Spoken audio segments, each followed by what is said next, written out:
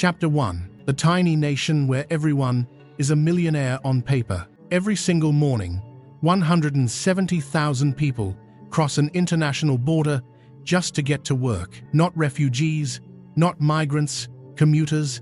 They drive in from France, Belgium, and Germany, pass through passport-free checkpoints, park their cars in underground garages beneath glass towers, and spend 8 hours making money for a country smaller than the state of Rhode Island.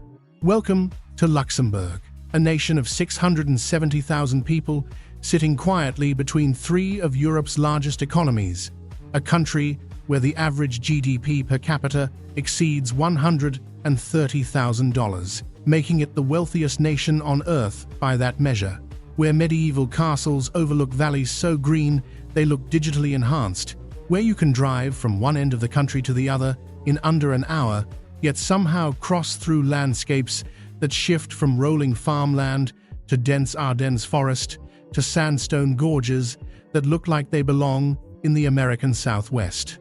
But here is what makes Luxembourg genuinely strange. Despite being the richest country in the world on paper, the people who actually live here will tell you a very different story. One about housing prices so extreme that teachers and nurses cannot afford to live in the country they serve. About a nation where nearly half the population was born somewhere else. About a place where 3 languages are spoken before lunch, where the bus system is completely free, and where a glass of wine at a terrace cafe costs more than a full meal in the neighboring French village 15 minutes away. So how does a country the size of a large city become the financial capital of Europe? Why do 150 international banks operate from a single boulevard? And what is daily life actually like for the people who call this miniature powerhouse home? Before we go any further, if you are watching this and wondering whether a place like Luxembourg could work for your own life, whether you could actually afford to live here, or whether the reality matches the reputation, hit subscribe right now. I cover the real cost of living in countries most channels never think to explore. Drop your country and local time in the comments below, and let us unravel the truth about Europe's wealthiest secret. Chapter 2. How a farming village became the richest country on earth. To understand Luxembourg today, you have to understand the absurd journey that brought it here, because nothing about this country's wealth was inevitable. Go back to 1839. The Treaty of London carved Luxembourg into existence as an independent state, a buffer zone between France, Prussia, and the Netherlands. The population was barely 200,000. The economy was agriculture and nothing else. Peasant farmers worked the rocky soil of the Ardennes, while the rest of Europe industrialized around them. Then came iron. In the 1860s, massive deposits of iron ore were discovered in the south of the country, in a region called the Manette Basin. Within a generation, Luxembourg transformed from a forgotten farming backwater into one of Europe's steel powerhouses. By 1970, steel accounted for more than half of the country's industrial output. But here is the twist that changed everything. In the 1970s, the global steel crisis hit. Cheap steel from Asia flooded markets, factories closed, thousands lost their jobs. Luxembourg stared at economic collapse. What happened next is the single smartest economic pivot any small country has ever made. The government, realizing that steel was dying, deliberately rebuilt the entire national economy around financial services. They created banking secrecy laws. They offered favorable tax structures for holding companies. They positioned Luxembourg as a neutral, multilingual, politically stable base for international finance. It worked beyond anyone's imagination. By 1990, Luxembourg had more registered investment funds than any country in Europe. By 2000, it had become the second largest investment fund center in the entire world, behind only the United States. Today, assets under management in Luxembourg exceed 5.7 trillion euros. 140 international banks operate here. The European Investment Bank, the European Court of Justice, and the European Court of Auditors all sit in Luxembourg City. A country that was farming potatoes 160 years ago now manages more money than most continents. Chapter 3. The 3 languages you need before breakfast. Stand at a bus stop in Luxembourg City at 8 in the morning and listen. Within 5 minutes, you will hear French, German, Portuguese, English, and something else entirely. A language that sounds like German, had a baby with Dutch, and raised it in a French household. That language is Luxembourgish, or Luxembourgish. It is the national language, the mother tongue, the language of the heart. Children learn it first. Families speak it at home. It is the language of jokes, of arguments, of love. But here is the complexity. School instruction begins in German at age 6. By age 12, French is introduced and gradually becomes the primary academic language. By the time a Luxembourgish student finishes secondary school, they are fully trilingual, sometimes quadrilingual if they picked up English or Portuguese along the way. In daily life, this creates a fascinating linguistic dance. You might order your morning coffee in French, read the newspaper in German, text your mother in Luxembourgish, and send a work email in English, all before 9 in the morning. The consequence is both beautiful and exclusionary. Newcomers, especially those who speak only English or only French, often feel locked out of the deeper social fabric. Luxembourgish is not easy to learn. There are few formal courses, and while everyone switches to French or English to accommodate foreigners, the unspoken rule remains. If you want to truly belong here, you learn Luxembourgish. For the cross-border commuters who flood in daily from France, Belgium, and Germany, this multilingualism is both an asset and a reminder. They earn Luxembourg salaries but live outside Luxembourg culture. They are part of the machine, but never quite part of the family. Chapter 4. The women who run Europe's quiet capital. Luxembourg does not produce celebrity culture. There are no paparazzi, no tabloid magazines, no reality television stars. What it produces instead are women who operate at the highest levels of European governance and finance without anyone outside the Grand Duchy knowing their names. Walk through the Kirchberg Plateau, the business district built on a hill above the old city, and you will find women in tailored blazers speaking 4 languages in a single meeting. Luxembourg's financial sector employs nearly 50,000 people, and women hold a growing share of senior compliance, legal, and fund management positions. In the streets of the Grund, the medieval quarter, nestled in the valley below the fortress walls, you see a different version of Luxembourg's women. Young professionals in their late 20s and early 30s, many of them expatriates from Portugal, Italy, or France, working in EU institutions or private equity firms. They gather at wine bars carved into the ancient rock face, speaking a mixture of French and English, planning weekend hikes through the Mullithal region. Luxembourg ranks among the top countries in Europe for female labor force participation. Generous parental leave policies, subsidized childcare, and high wages make it possible for women to build careers without the financial punishment that motherhood inflicts in countries like the United States or the United Kingdom. But the reality is nuanced. Housing costs mean that many young women, even those earning impressive salaries, still share apartments or commute from across the border. The wealth of Luxembourg is real, but it does not distribute itself evenly. Chapter 5. What nightlife looks like in the world's richest country.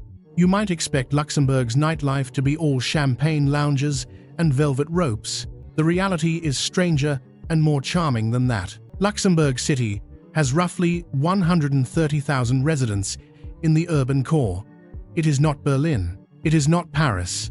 What it is, though, is a small city with an outsized concentration of young, well-paid, internationally minded professionals who all finish work around the same time and all want the same thing: a good glass of wine and someone interesting to talk to. The Rives de Clausen district is where most of it happens. A former industrial brewery complex converted into restaurants, bars, and a handful of clubs. On a Friday night, you hear Portuguese, French, English, Italian, and Luxembourgish overlapping in a cacophony of laughter and clinking glasses. The prices will remind you where you are. A cocktail runs 12 to 18 euros. A glass of Cremant, Luxembourg's own sparkling wine, made from grapes grown along the Moselle River, costs 8 to 12 euros. Not cheap, but not London or Zurich either. What surprises outsiders is how early Luxembourg goes quiet. By 1 or 2 in the morning, most bars are closing. The clubs that exist are small. The energy is social, not chaotic. People talk, they network, they connect. Luxembourg nightlife is not about losing yourself. It is about finding the right conversation. And on summer evenings, the real magic happens in the Grund Valley. Stone staircases descend from the upper city into the medieval quarter below, where the Alzette River reflects the warm glow of restaurant lanterns.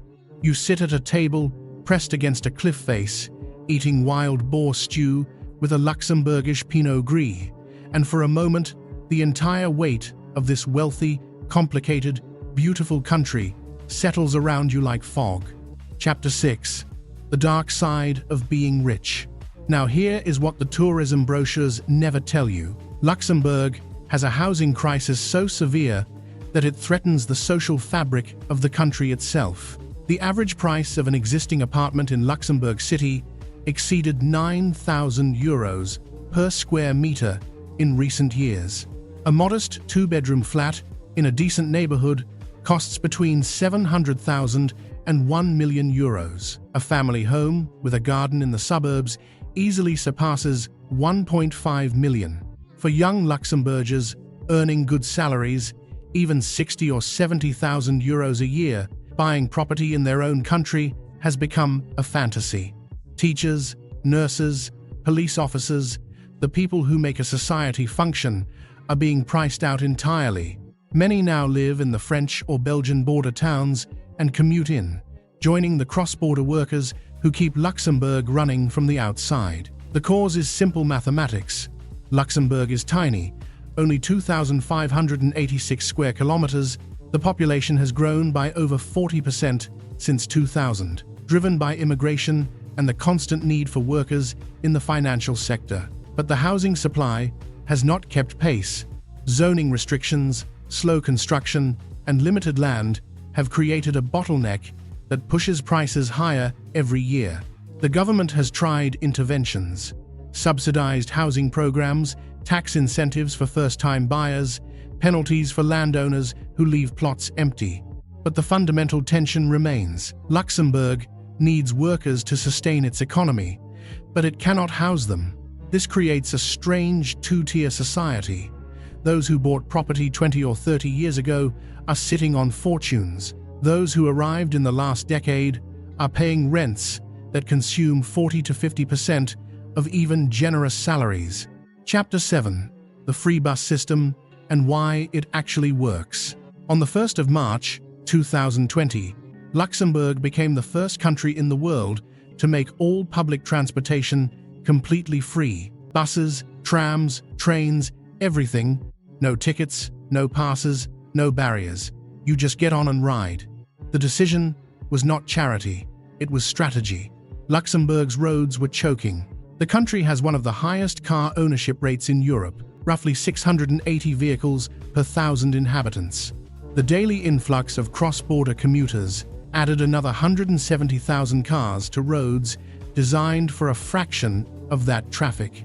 By eliminating fares, the government removed every possible friction point between a person and a bus. No fumbling for change, no confusion about zones, no enforcement costs. You just step on. Did it work? Partially. Public transport ridership increased, particularly on trams and urban buses. But the cross-border commuters, who make up the largest share of traffic, still largely drive, because the public transport connections from French and German border towns remain slow and infrequent compared to the highway. The real achievement is cultural. Free public transport changed the psychology of movement in Luxembourg. Teenagers use buses constantly. Elderly residents who previously felt trapped at home now travel freely The tram that runs from Kirkberg through the city center to the train station has become a social artery, a moving commons where Luxembourgers and expats share space daily. Combined with investment in cycling infrastructure, dedicated bus lanes, and a new tram extension, Luxembourg is slowly building a post-car city.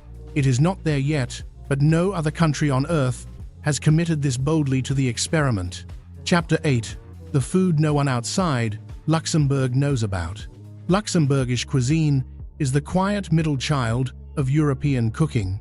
It borrows from France without the pretension, from Germany without the heaviness, and adds its own pastoral soul.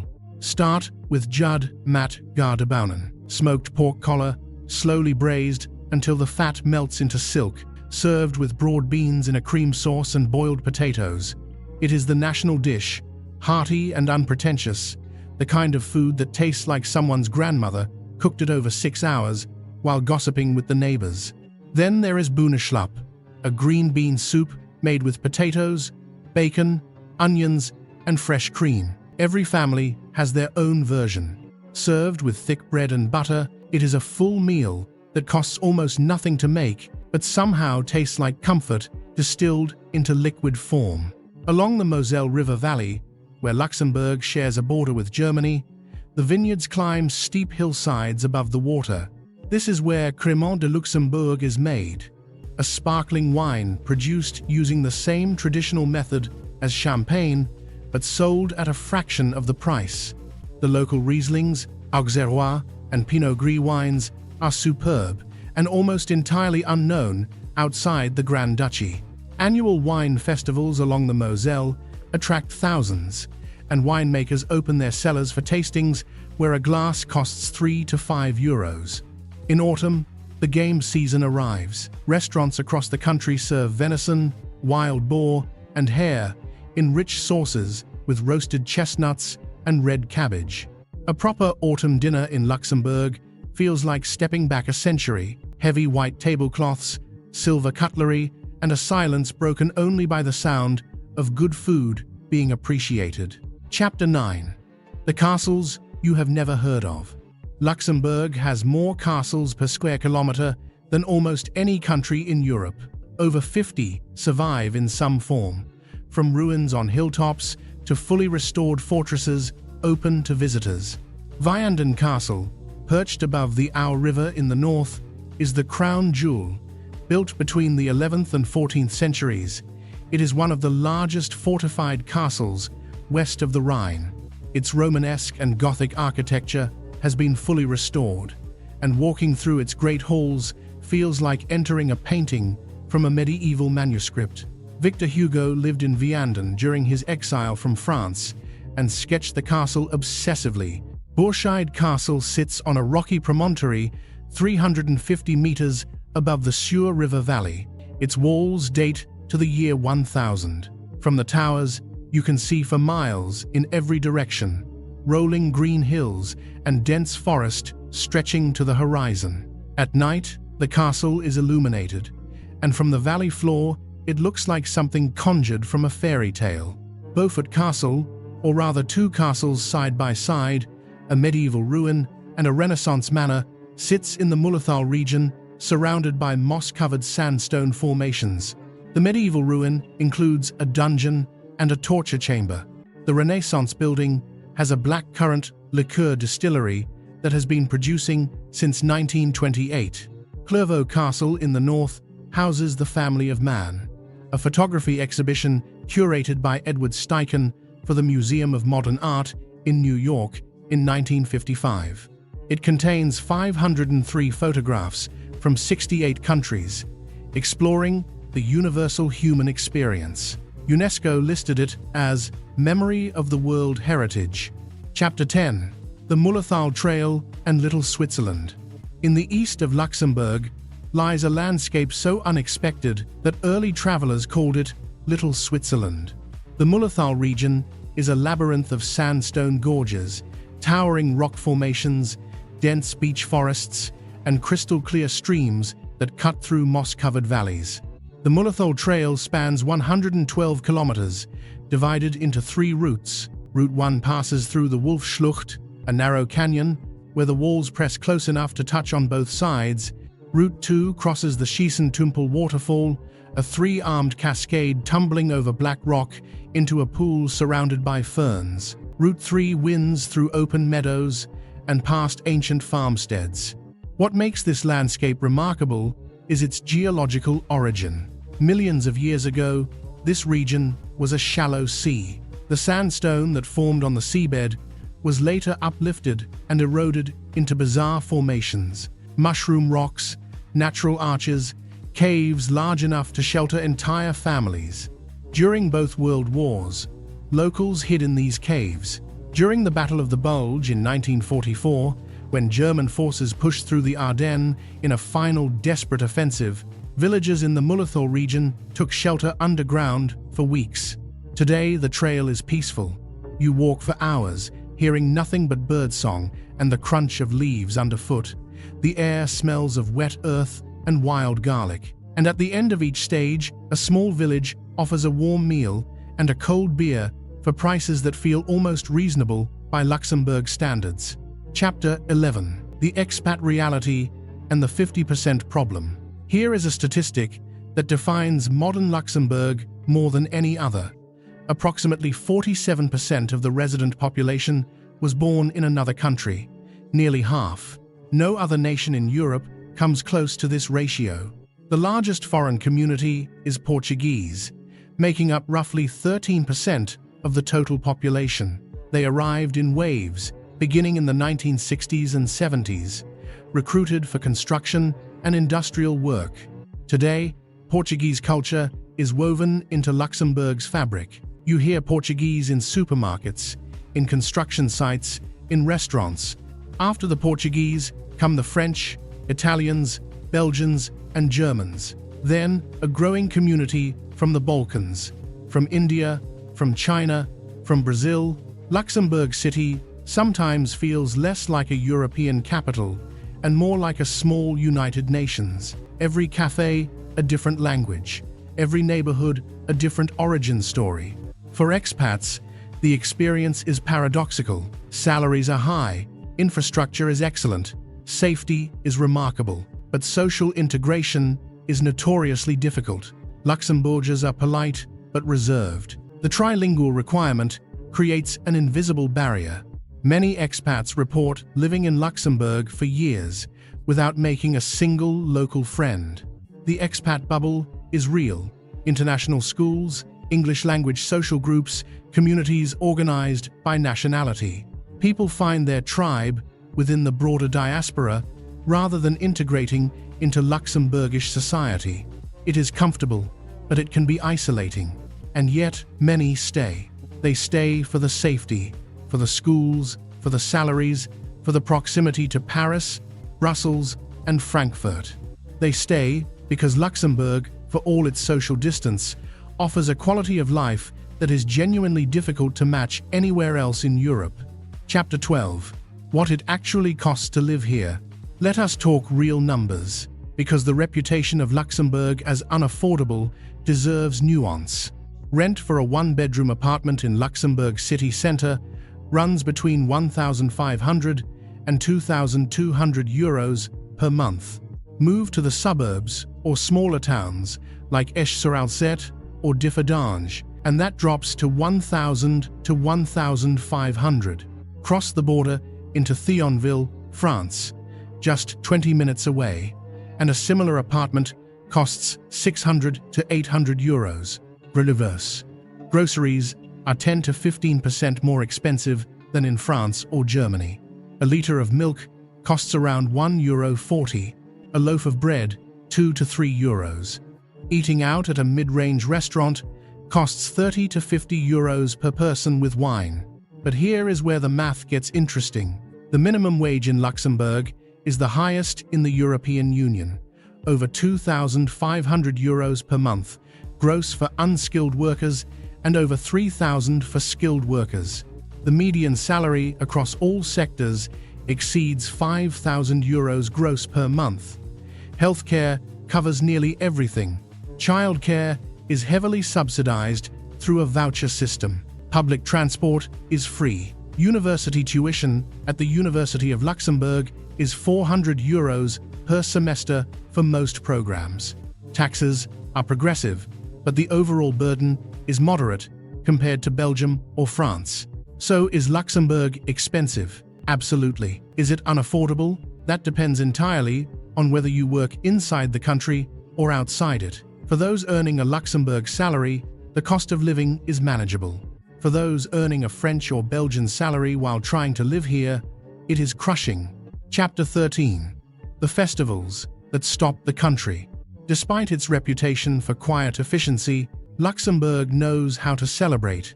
Schubefeuer is the big one, a fun fair that has been running every year since 1340, making it one of the oldest in Europe. For 3 weeks in late August and early September, the Glacis Field in Luxembourg City transforms into a massive carnival. Roller coasters, bumper cars, cotton candy, beer tents, and the smell of grilled sausages thick in the evening air. Over 2 million visitors attend across the 3 weeks, roughly 3 times the country's population. Then there is Bergbrennen, the burning of winter. On the first Sunday of Lent, communities across the country build enormous bonfires, some reaching 10 meters high. At nightfall, they light them. Families gather around the flames, drink warm glühwein, and symbolically burn away the cold months. From a hilltop, you can see dozens of fires dotting the landscape in every direction. The National Day on June 23rd is the country's biggest party. The evening before, the entire city center closes to traffic. Bands play on stages in every square. Fireworks explode over the Petrusa Valley. The Grand Duke and Grand Duchess appear on the balcony of the palace. And for one night, the reserved, multilingual, quietly wealthy population of Luxembourg drops every pretense and simply celebrates being alive in this strange, fortunate little country. Chapter 14. Why digital nomads are starting to notice.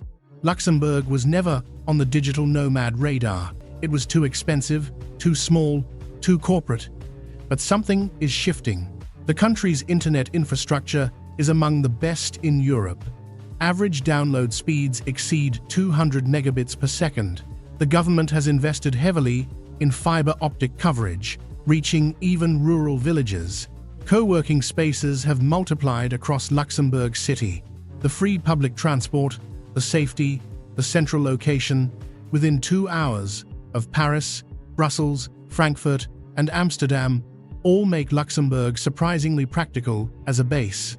And for those running location-independent businesses, the tax environment remains competitive for individuals.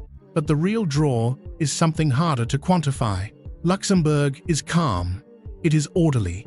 It is green. The Alzette Valley, the Mullerthal Trails, the Moselle Vineyards, they are all within 30 minutes of the capital.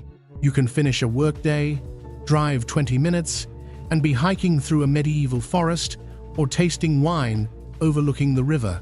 The challenge remains housing. Finding a short-term rental in Luxembourg City is difficult and expensive.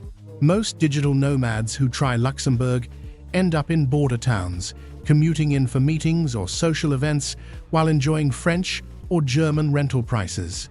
Still, for those who value safety, infrastructure, nature, and access to the heart of Europe, Luxembourg is quietly becoming one of the smartest bases on the continent. Chapter 15. The country that refuses to be loud. There is something about Luxembourg that resists explanation. It does not perform for cameras. It does not seek attention. It simply exists, quietly, competently, and absurdly wealthy.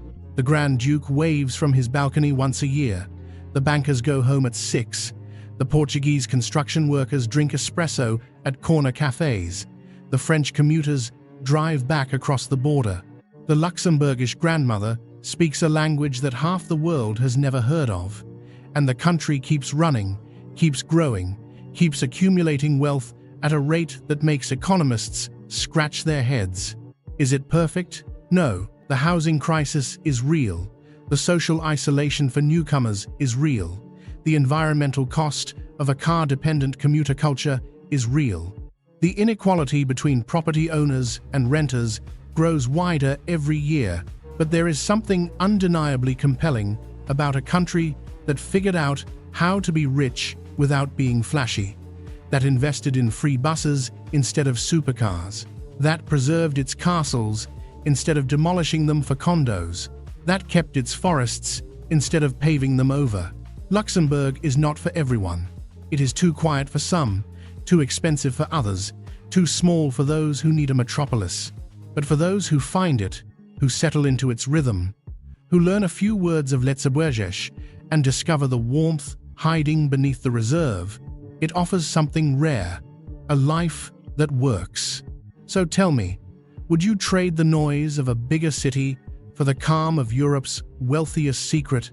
Would you learn 3 languages for the privilege of calling this place home? And if you woke up tomorrow in a country where the buses are free, the forests are ancient, and the wine grows on hillsides above a river older than civilization, what would you do first? Drop your answer in the comments below. If this video showed you a Luxembourg you did not expect, hit like and share it with someone who needs to see this. Subscribe for more deep dives into the country's most channels never cover. I will see you in the next one.